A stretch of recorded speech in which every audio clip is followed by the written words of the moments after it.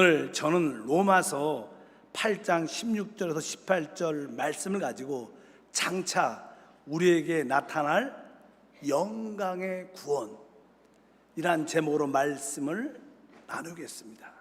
우리 하나님은 사랑이시고 그 사랑의 기본은 항상 우리에게 가장 좋은 것을 주시는 것입니다. 하나님께서 우리에게 주시는 것은 무엇일까요? 그것은 바로 타락한 우리에게 하나님의 구원을 주기를 원하십니다. 그래서 주님께서 주 예수를 믿으라, 그리하면 너와 내 가정이 구원을 받을 거라고 말씀을 합니다. 하나님께서 우리에게 주시는 구원은 너무나 크고 놀라운 구원입니다. 그래서 성경을 보게 되면 이 하나님이 주시는 구원을 이같이 큰 구원 이렇게 표현합니다. 우리 히브리서 2장 3절에 말씀하죠. 우리가 이같이 큰 구원을 등한히 여기면 어찌 그 보응을 피하리요. 하나님이 우리에게 주시는 구원은 최고의 놀라운 구원이기 때문에 바로 이같이 큰 구원, 이같이 큰 구원을 우리가 받아들이지 않으면 하나님이 기뻐하지 않는다는 그런 뜻을 가지고 있습니다. 하나님께서 우리에게 주시는 이같이 큰 구원은 무엇을 의미할까요? 우리는 죄 가운데 타락 가운데 있지만 하나님은 우리를 죄로부터 타락 가운데 우리를 구원하십니다. 그러나 이것을 뛰어넘어서 하나님은 우리를 영광으로 인도하는 구원을 갖고 계십니다. 하나님이 타락한 상태에서 우리를 구원하신 것은 목적이 아니라 그분의 목적은 바로 우리를 하나님의 영광에 참여하도록 부르신 하나님의 구원인 줄 믿습니다.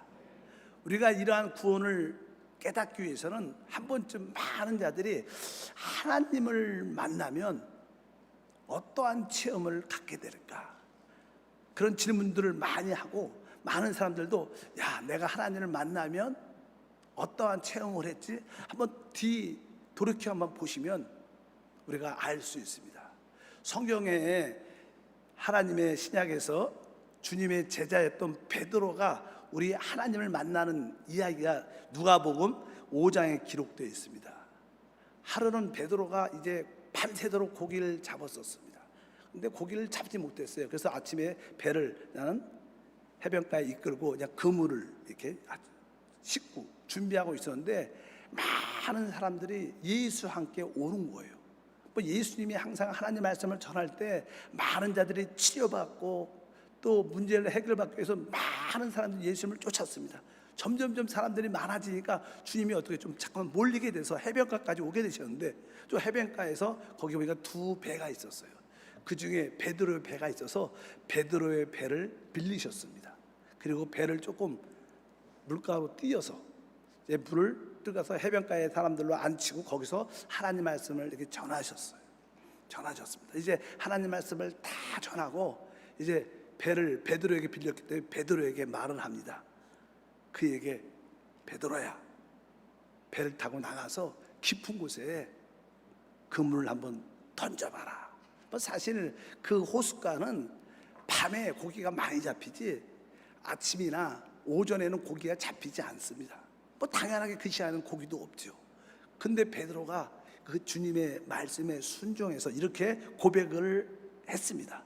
그래서 누가복음에 보니까 깊은 곳에 고기를 잡으라 말을 하니까 내가 주의 말씀에 의지해서 내가 그물을 던지겠습니다. 그리고 실제로 그물을 좀 배를 띄워서 깊은 곳에 그물을 던졌는데, 그리고 그물을 당기는데 무게가 다른 거예요.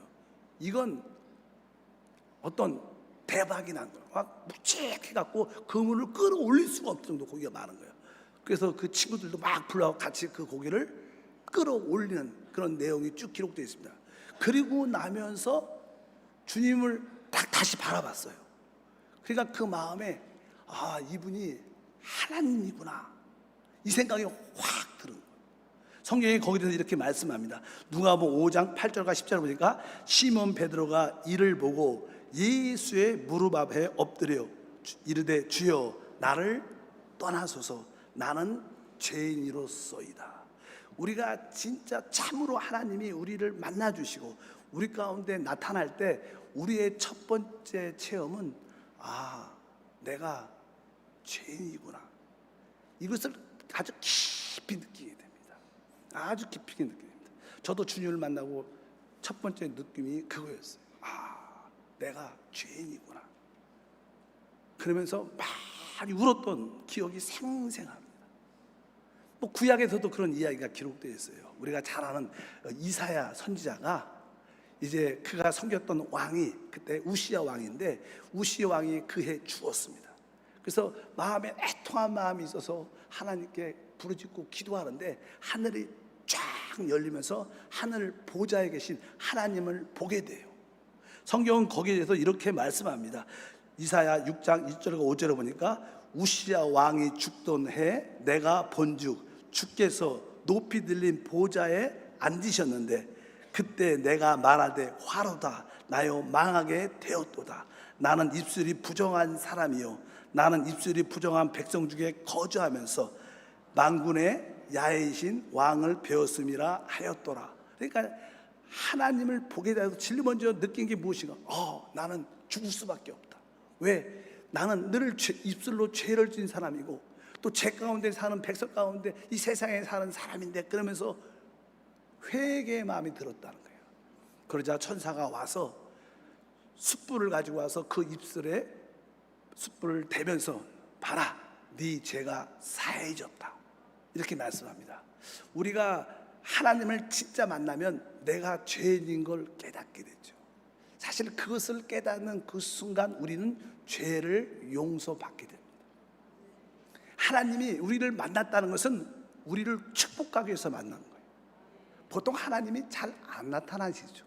만약에 여러분에게 하나님이 나타나셨다는 것은 바로 하나님이 여러분을 택했다는 것이고 여러분을 모든 죄와 모든 연약함과 타락에서 구원하기 위해서 나타난 겁니다. 그러니까 하나님이 나타났다는 이 사실은 우리가 구원받았다는 것을 증명하는 거예요.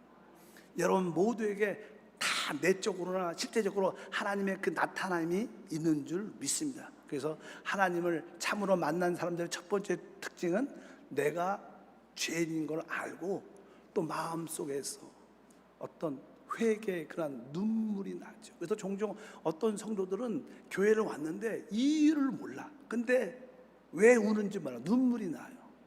그래서 뭐요? 하나님이 여러분을 만났기 때문에 그래요. 여러분 안에 하나님의 은혜가 함께할 줄 믿습니다. 그럴 때 마음속에 내가 죄사함 받았구나. 내가 모든 죄로부터 용서를 받았구나. 이러한 어떤 평강이 다가오면서 우리 안에 하나님의 생명이 있음을 깨닫게 되는 줄 믿습니다. 에베소서 1장 7절에 말하죠. 우리는 그리스도 안에서 그의 은혜의 풍성함을 따라 그의 피로 말미암아 속량 곧 죄사함을 받았느니라. 그래서 죄인임을 깨닫는 그 순간 바로 우리는 예수 안에서 죄사함을 체험하게 됩니다.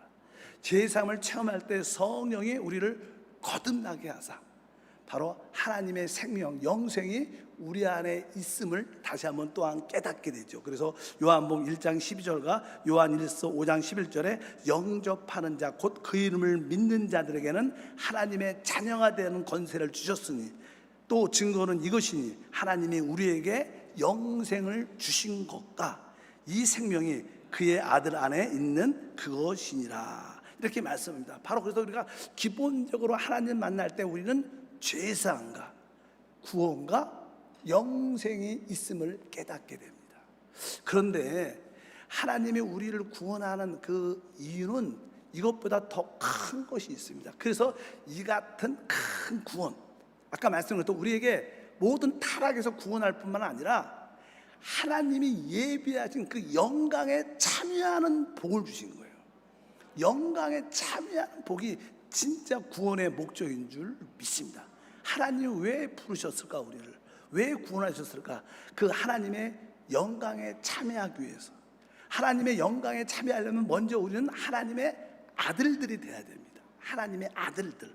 성경에는 말씀합니다. 에베소서 1장 3절부터 5절까지 읽어보니까 곧 창세 전에 그리스도 안에서 우리를 택하사 우리로 사랑 안에서 그 앞에 거룩하고 흠이 없게 하시려고 그 기쁘신 뜻대로 우리를 예정하사 예수 그리스도로 말미암아 자기의 아들들이 되게 하셨으니. 오늘 말씀에 보면 놀라운 말씀. 창세전에 그리스도 안에서 우리를 택하셨다. 사실 이 자리에 앉아 계신 모든 분들은 우리가 태어나기 전뿐만 아니라 이 세상이 창조되기 전에 하나님의 전지와 예견으로 우리를 알고 계셨고, 이미 창세전에 우리는 택함을 받은 자들이에요. 여러분들이 하나님의 택함을 받았기 때문에 이 자리에 오신 거예요. 우리가 온 게 아닙니다.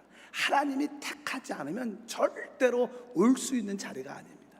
바로 여러분 모두는 하나님께 창세전에 택함을 이미 받았고, 왜 받았느냐? 우리를 하나님의 아들로 삼기 위해서 부르셨다는 거예요. 그래서 우리 모든 죄사함을 넘어서 하나님의 생명을 얻은 하나님의 아들들입니다. 그럼 하나님은 왜 우리를 하나님의 아들들로 우리를 부르셨을까?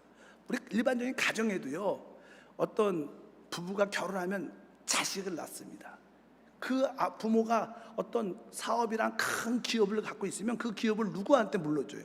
자기 자식에게, 아들에게 물려줍니다. 우리 하나님도 이 우주에 큰 기업이 있죠. 이 우주를 다스리는 기업이 있는데 그것을 우리가 보통 하나님의 영광이라고 말합니다. 하나님의 모든 영광의 기업을 누구에게? 하나님의 아들들에게 주는 거예요. 하나님이 우리를 구원하신 목적은 무엇인가? 바로 하나님의 그 영광의 기업에 참여하도록, 그 영광을 주시기 위해서 하나님이 우리를 하나님의 아들로 부르신 줄 믿습니다. 히브리서 2장 10절은 그렇게 말씀합니다. 읽어보니까 그러므로 만물이 그를 위하고 또한 그로 말미암는 이가 많은 아들들을 이끌어 영광에 들어가게 하신 이래 그들의 구원의 창시자를 고난을 통하여 온전하게 하심이 합당하도다. 여기 보니까 많은 아들들을 이끌어 영광에 들어가게 하신다. 바로 구원받은 우리 하나님의 아들들을 다 하나님의 어디에? 영광에 참여하는 겁니다. 영광에 참여. 놀라운 축복이죠. 야, 우리가 하나님의 영광에 참여할 수 있다는 것은 최고의 축복인 줄 믿습니다. 그런 의미로서 그분은 바로 구원의 창시자. 뭐예요? 그분이 구원의 대장, 구원의 원수라는 것입니다. 바로 그분이 우리의 구원의 창시자로서 우리를 하나님의 영광으로 이끌어가는 우리의 대장이라는 거예요. 그분이 바로 우리를 인도하는 우리의 원수이자 우리의 대장인 줄 믿습니다. 그렇다면 하나님이 우리에게 주시는 그 영광이 무엇인가? 영광이 무엇인가? 영광. 주님은 이렇게 말씀했어요. 요한복음 10장 22절에 내게 주신 영광을 내가 그들에게도 주었사오니. 뭐 그들은 바로 여러분과 저를 말하는 거예요. 우리 아버지께 받은 예수님이 받은 그 하나님의 영광을 나도 우리에게 줬다는 거예요. 사실 어떻게 보면 우리는 이미 영광을 받은 자입니다. 여러분들이 주 예수를 믿고 그 하나님의 생명을 받아들이면 우리는 영광을 이미 받은 자가 됩니다. 이것이 무슨 뜻인가? 영광이라는 게 무엇인가? 사실 이 땅에서 최고의 영광은 무엇일까? 아마 노벨상을 탄다. 우리 가족 중에 누가? 그것도 뭐예요? 진짜 영광 중에 영광. 아직도 우리 대한민국은 노벨상을 탄 사람이 별로 없잖아요. 그런 이야기를 많이 합니다. 영광은 무엇일까? 사실 또 이 우리 대한민국에서의 최고의 영광은 우리 자신이나 아니면 우리 가족 중에 누가 대통령이 됐다. 그 대통령으로 취임한 날, 국가를 위해서, 국민을 위해서 선서할 때, 또 그 영화로움이 있을 겁니다. 그 우리가 가족의 일원이라면 그 모습을 보면서 영광스러움을 느낄 거예요. 함께 동참하면서. 그 옆에 같이 의자에 앉아 있으면서. 뭐 영광이란 어떻게 무엇인가 아주 놀랍고 황홀하고 기쁘고 놀라운 영적인 그런 상태를 의미합니다. 근데 영광을 설명하면요, 이런 겁니다. 여러분, 우리가 5월달 되면 어버이날에 부모님들에게 카네이션을 이렇게 선물로 드립니다. 그동안 감사했습니다. 근데 이 카네이션, 여러분들은 씨를 봤어요? 씨? 카네이션 씨를 본 사람 별로 없어요. 카네이션 씨는요 진짜 조그맣니다. 아주 작은 씨앗이.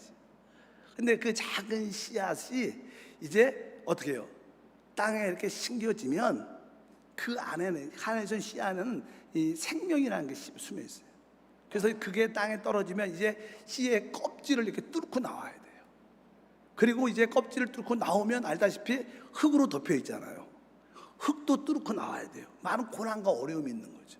그리고 나서 이제 자라게 되면 여러 가지 뭐 바람도 불고 햇빛도 쬐면서 여러 가지 고난을 통과해서 결국 꽃무리가 이렇게 쭉 피고 어느 순간에 꽃이 활짝 핍니다. 그러니까 이 씨의 영광은 무엇이냐? 꽃이 활짝 피는 게 영광이에요. 그 꽃씨로 얘기하면 꽃씨의 영광은 꽃이 활짝 피는 거. 바로 그 생명의 작은 씨에 뭐가 숨겨져 있어요? 그 영광이라는 게 숨겨져 있습니다. 근데 그것이 껍질이 터지는 고난, 또 흙을 뚫고 나오는 고난, 또 햇빛과 바람을 이렇게 겪으면서 자라는 고난을 통해서 꽃모리가 만지고 꽃이 활짝 필 때 그 꽃은 영광이죠. 우리가 종종 들판에도 많은 씨가 뿌려져 있다가 이제 봄이 되고 여름이 될 때 되면 어떤 꽃들은 또 가을에 아주 바닥에 많이 이렇게 꽃이 활짝 피면 우리가 봐도 야 멋있다, 아름다다, 그렇게 표현을 많이 하지 않습니까? 어차피 영광은 그런 의미를 갖고 있습니다. 바로 우리가 주 예수를 믿으면 그 하나님의 씨인 생명이 우리 안에, 영생이라는 것이 우리 안에 마음에 심겨집니다. 이제 이것이 이제는 우리 몸을 뚫고 이 환경을 뚫고 이제 어느 날 우리가 활짝 변화되는 영광의 모습을 우리 모두가 갖게 될 줄 믿습니다. 그래서 고린도전서 2장 7절에 영광에 대한 말씀이 이렇게 기록되어요. 오직 은밀한 가운데 있는 하나님의 지혜를 말하는 것으로 곧 감추어졌던 것인데 하나님이 우리의 영광을 위하여 만세전에 미리 정하신 것이라. 그러니까 하나님이 우리의 영광을 위하여. 여러분들이 주 예수를 믿고 구원받으면 하나님의 생명을 얻게 돼요. 그 하나님의 생명 안에 감추어졌던 하나님의 영광이 있다는 거예요. 이제 그 생명의 씨앗이 우리 안에서 이렇게 껍질을 뚫고 나와 결국 그것이 자라게 되면 어느 순간에 우리의 몸도 영광스럽게 변화되는 놀란 하나님의 참된 아들들이 되는 줄 믿습니다. 그래서 영광은 바로 꽃의 씨가 활짝 피는 꽃의 모습과 설명을 그렇게 할 수 있다.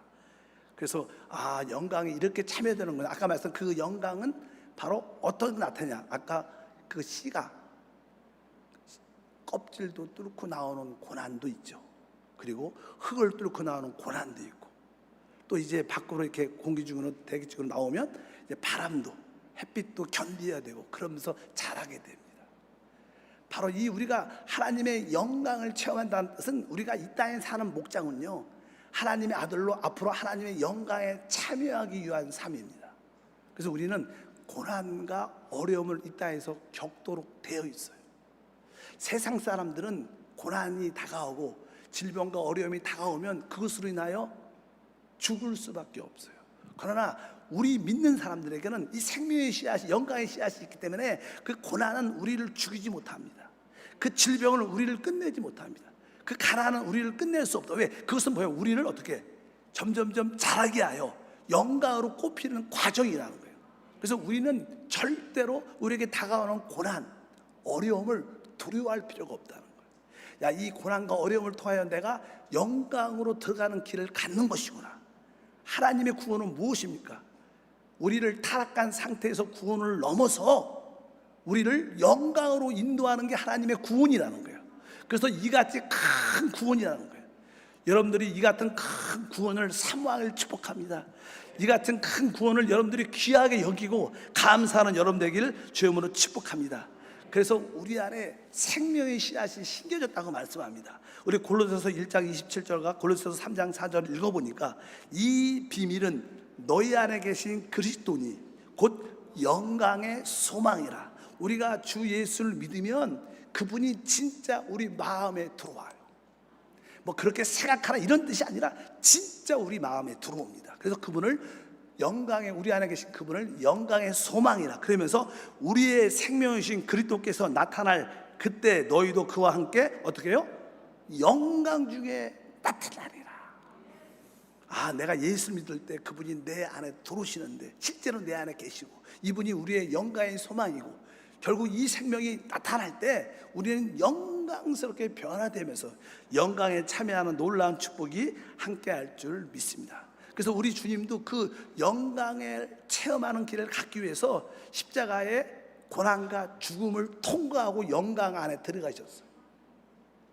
그래서 주님조차도 고난과 십자가의 죽음을 통하여 영광에 참여한 것처럼 우리 예수를 믿는 사람들도 어떻게 보면 이 고난과 십자가의 죽음을 통과하면서 영광에 참여하는 길을 갖게 될 줄 믿습니다. 그래서 우리의 신앙생활은 고난을 결코 두려워하지 말라. 여러분에게 어떠한 연약함, 질병, 아픔, 삶의 가난, 사람과의 갈등으로 심도를 할 때 내가 이러한 어려움을 통하여 내가 변화되리라, 내가 영광에 참여하는 믿음의 사람이 되리라는 여러분들이 그런 결단을 갖길 주임으로 축복합니다. 그래서 우리는 점점점 고난을 통해서 영적으로 성숙해지죠. 그리고 온전해지면서 하나님의 축복과 은혜를 누리게 될 줄 믿습니다. 성경은 거기에 대해서 이렇게 설명합니다. 오늘 로마서 8장 16절 17절 다시 읽어보니까 성령이 친히 우리의 영과 더불어 우리가 하나님의 자녀인 것을 증언하시나니 자녀이면 또한 상속자 곧 하나님의 상속자요 그리스도와 함께한 상속자니 우리가 그와 함께 영광을 받기 위하여 고난도 함께 받아야 할 것이니라. 우리는 주님과 함께 영광을 받기로 택함 받은 자랍니다. 주님 역시 고난과 죽음을 통하여 영광에 참여하신 것처럼 우리들도 그 영광을 위하여 고난에 참여한다. 그래서 예수를 믿어도 우리에게 고난과 어려움은 다가와요. 그러나 그것은 우리를 죽이는 게 아니라 우리를 변화시켜 성숙하게 하고 영광에 참여하는 길이 될 줄 믿습니다. 그래서 그 뒤에 보니까 말씀을 합니다. 8장 18절에 보니까 생각건대 현재의 고난은 장차 우리에게 나타날 영광과 비교할 수 없다. 우리가 지금 많은 고난을 당할지라도 앞으로 나타날 그 영광에 비교하면 아무것도 아닌 것을 여러분들이 깨닫게 될 줄 믿습니다. 그래서 앞으로 우리에게 나타날 그 영광이 우리의 목표가 돼야 되고 그것이 우리의 꿈이 돼야 되고 그것이 우리의 비전이 돼야 된다는 거예요. 그래서 우리는 이 땅에 영원히 살 것처럼 살지 말고 이 땅에서 복음을 위하여 하나님 나라를 위하여 고난과 핍박을 두려워하지 말고 하나님 나라를 위하여 그 고난에 핍박에 같이 동참하는 믿음의 사람이 되면 장차 나타날 하나님의 영광에 참여하게 될 줄 믿습니다. 장차 나타날 하나님의 영광 따라할까요? 장차 나타날 하나님의 영광, 이것이 우리의 비전, 우리의 목표가 돼야 된다. 왜? 하나님이 우리에게 주시는 구원은 이렇게 큰 겁니다. 우리를 그냥 죄에서, 지옥에서, 타락에서 구원을 넘어서는 겁니다. 바로 그것은 바로 하나님의 영광에 참여하는 최고의 복을 주신 것이 하나님의 구원의 목적이다. 여러분들이 이러한 구원을 깨닫게 되면 여러분 이 땅에서 담대할 수 있습니다. 이 땅에서 두려워하지 않을 수 있습니다. 그래, 나에게 다가오는 핍박, 반대, 어려움, 가난, 질병도 두려워하지 말고 내가 이것을 뚫고 나오겠다. 아까 그 씨앗에 생명, 영광이라는 생명이 있는데 그것이 껍질을 뚫고 나오고 흙을 뚫고 나와야지 꽃이 피는 것처럼 하나님 내가 이 질병의 껍질을 뚫고 나오게 하시고 가난의 껍질을 뚫고 나오게 도와주시고 내가 가지고 있는 이 문제의 껍질을 뚫고 나와 하나님의 영광의 꽃을 피게 하옵소서. 이것이 하나님이 우리에게 주시는 구원인 줄 믿습니다. 그래서 종종 우리 예수를 믿는 사람들은 예수 믿는 게 참 생각보다 쉽지 않다 이런 생각을 갖는 분도 많아요. 그래서 우리가 크리스찬 이 찬양가 중에서 가장 많이 부르는 찬양이 몇 가지가 있죠. 그 중에 하나가 저도 어렸을 때 항상 내 주를 가까이 하게 하면, 이 찬양 알죠? 옛날에 보면 어른들이 늘 교회에서 그 찬양을 보면 그 찬양이 어떻게 보면 구슬을 푼 것 같아. 심들처럼 너무나 힘들어서 그 찬양을 부르고 위로받는 것 같은 그런 생각이 많이 들었는데, 신앙이 지나면서 참 그 찬양이 은혜가 있다, 그 찬양이 진짜 깊이가 있는 것이구나. 바로 우리는 그런 찬양을 부르면서 하나님의 장차 나타날 영광이 나의 비전으로 삼고 믿음으로 다시 한번 일어나면서 달려가는 신앙생활이 돼야 될 줄 믿습니다. 그래서 제가 내 주를 가까이 함, 이 찬양을 좋아해요. 좋아하는데 이 찬양이 사실 쉽지 않은 찬양입니다. 막상 불러보면 잘 안 불러주고요, 곡이 쉬운데 잘 안 불러줘. 그래서 제가 많은 CCM 가수나 성악가들이 부르는 것들을 많이 들어봤어요. 근데 내 마음에 감동이 별로 없는 거예요. 성가대가 막 부르는 것도 봤는데 이 찬양이 그렇게 쉽지 않다는 걸 많이 느껴요. 그런데 어느 날 이렇게 간증을 듣는데, 뭐 제 나이나 제 나이보다 조금 이렇게 많은 연세 있는 그런 분들이 그 당시에 가장 유명했던 가수 두 사람이 있었는데 그 중에 한 사람이 남진이라는 사람, 남진. 근데 남진이 그냥 예수 믿고 이제는 구원받고 집사였고, 그다음에 지금은 장로님으로 이제는 하나님을 섬기고 있는데, 그 남진이라는 가수가 교회에서 내 주를 가까이 함을 부르더라고요. 근데 그걸 내가 보게 됐어요. 근데 얼마나 은혜가 되게 부르는데, 아마 자기가 이렇게 뼈저린 그러한 어떤 체험이 있었기 때문에 부르는데 은혜가 딱 돼서 내가 오늘 한번 보여줘야겠다. 한번 여러분 이 찬양을 한번 들어보시길 바랍니다. 그리고 여러분들이 항상 장차 나타날 영광이 나의 꿈이다, 나의 비전이다, 내가 나에게 다가오는 모든 고난과 역경 두려워하지 말고 다시 한번 달려가리라, 다시 한번 일어나고 도전하리라, 그러한 믿음으로 달려가는 성도가 되기를 축복합니다. 한번 다 같이 한번 이 찬양을 듣고 한번 2절은 같이 한번 따라하겠습니다. 들어주십시오.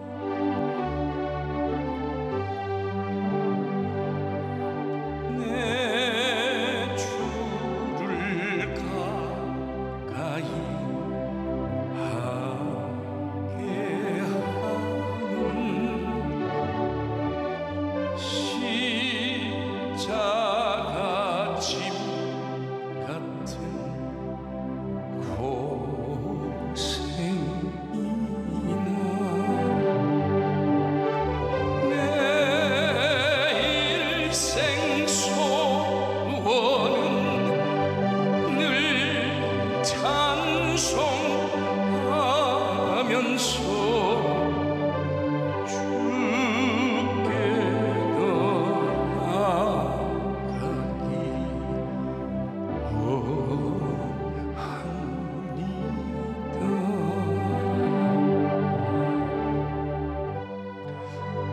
저는 세상에서 글쎄요, 최고의 인기와 부를 정말 또 명예를 누리고 살아왔던 것 같습니다만, 그러나 거기에는 참된 기쁨과 평안과 행복이 있지를 않았던 것 같아요. 지나니까니 많은 세월이 지나고 보니 결국은 허무함이 더욱더 더 컸고 더 가득했던 것 같습니다. 이제 주님을 만나고 보니 하나님만을 가까이 하는 것이 나의 평안과 행복과 바로 축복이라는 것을 알게 되었습니다.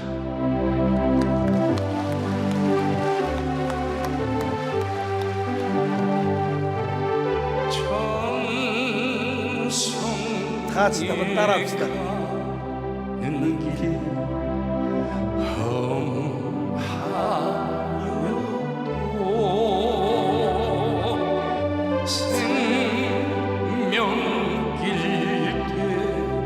되나니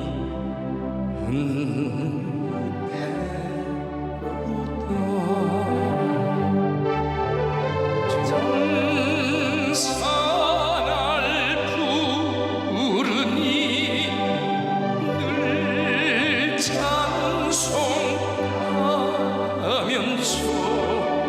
주께로 나가길 원합니다.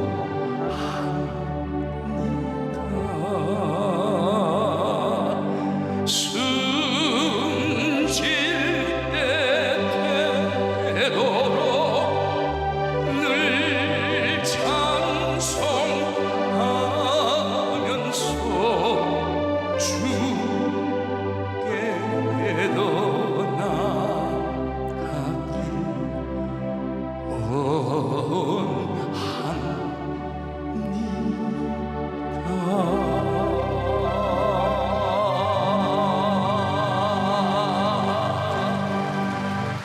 네, 우리 하나님을 찬양합니다.